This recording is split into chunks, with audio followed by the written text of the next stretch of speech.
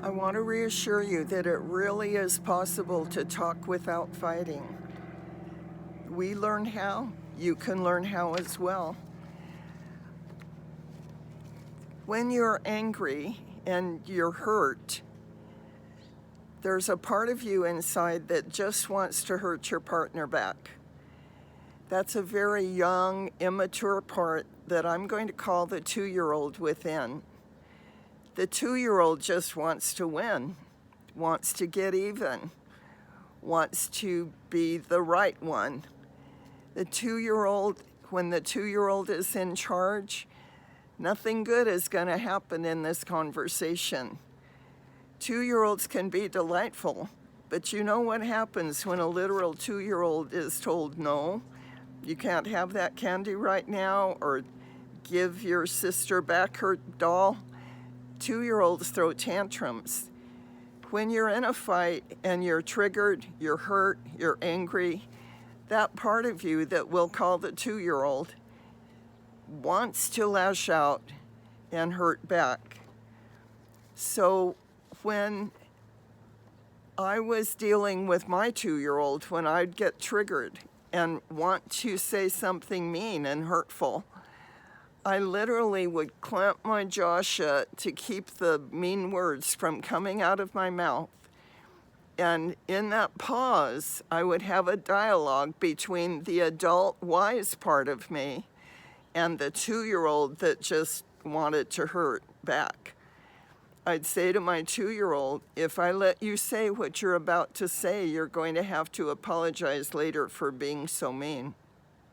Do you want to apologize? My 2-year-old always shouted, no, I hate apologizing. Well, then you be quiet and let me, the adult Nancy, choose some of the skills that we've learned that will stop this fight, and will stop it with respect. When the 2-year-old is triggered, respect is the last thing he or she wants to be. And yet it's the disrespect is what creates emotional distance between you and your partner. And if you fight long enough and hard enough, then the disrespect begins to eat away at your feelings of love for each other. The only thing that will bring that love back is to learn how to communicate with respect. I call respect the fertilizer that nourishes loving feelings. Disrespect, which is what the 2-year-old dishes out when he or she is mad, disrespect eats away at the feelings of love until you wonder if you even have love for each other anymore. That's such a terrible place to find yourself. So the first recommendation is to grab control away from the 2-year-old. You have an adult, wiser, more mature self. Call on that adult to stop the 2-year-old from entering into a fight. And then there are 3 strategies that stop fights immediately. One is to learn that a fight takes 2 participants. It means 2 people are talking and nobody's listening. So again, you call on that adult, mature part of yourself and choose to be the listener rather than the speaker for a period of time. So you stop and listen and begin to repeat back to your partner what your partner is saying. And you repeat it back with dignity, with respect, without an attitude, without sarcasm, without rolling your eyes. Just quietly repeat back. So this issue is really important to you. Tell me more about this. And then just keep repeating back until your partner has calmed down. And then ask your partner, would you be willing now to hear my point of view about this? And because you have listened and heard what your partner has to say, then your partner is far more apt to be willing to listen to your point of view.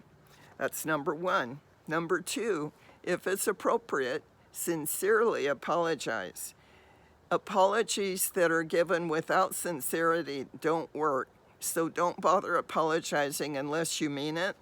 And if you mean it, then apologize with sincerity. Say, I'm really sorry I hurt you. I see how badly that hurt you, or I'm sorry that I wasn't paying attention and didn't listen, and would you forgive me? But make sure it's sincere. The third thing is to repeat back what you're hearing. I mentioned that with number 1, to listen with a desire of understanding. But this is going even a step further to say to your partner, I really want to understand your point of view. I'm going to repeat things back to make sure I understand you accurately. Is that okay with you? And then whatever your partner says, repeat it back.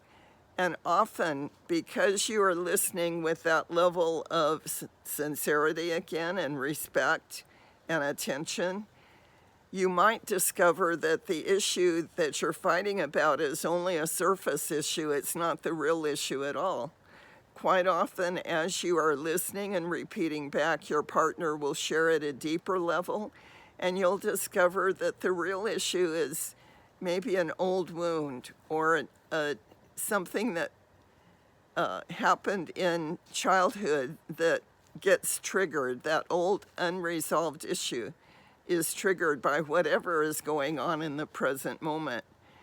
The understanding that comes to you by listening carefully and repeating back to your partner, that understanding develops empathy, so that understanding your partner makes it easier to find a solution for the current problem than maybe would have been possible before.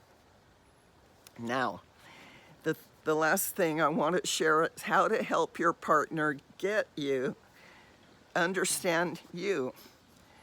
Sometimes when we're speaking, we use language that's called you language. In a fight, the you language is always happening. It's called the accusatory you. And let me give you some examples of the accusatory you. It's attacking. It feels attacking to the receiver. You are so thoughtless. You knew it would hurt me when you, or why can't you remember to turn off the lights when you leave the room? I've told you 1,000,000 times. You refuse to do it because you don't love me enough. Do you hear the emphasis on the word you? It's an attack. It's a verbal and emotional attack. And it makes it impossible, or nearly impossible, for your partner to hear you, to care about your point of view, or to understand. So if you want your partner to get you, to understand you, you switch to respectful language, which are known as I messages. And let me give you some examples. Yesterday, when you came home after I was expecting you, long after I was expecting you, I was worried that something bad had happened. I was really scared by the time you finally arrived. You see, the word you is used, but it's not in an attacking way. This is called I language because you're sharing what your feelings were. I understand that paying the electric bill was never a problem in your home growing up, but poverty was such a big reality for me as a kid.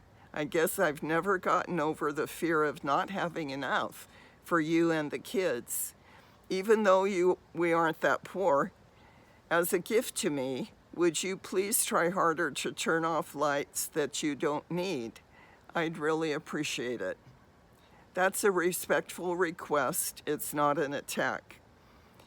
Here's another example. When you leave the table without offering to clean up, I feel resentful, taken for granted. I don't like feeling like that about you because you do so many other things to help. Can we talk about this? I don't want to end our evenings with these bad feelings towards you. Again, do you hear the use of the word you is not attacking. It's sharing the person's point of view and kindly, respectfully asking for a request. Our words, our tone of voice, our body language, and willingness to be vulnerable all determine whether our message will be received or rejected with either silence or harsh words in return. Play with these suggestions, experiment a bit, be your own detective, and see if using one or more of these makes a difference and helps you stop the fighting so that you can have conversations without them turning into a fight. You can download a document that gives you these suggestions so it'll help you remember them. You have my love and support.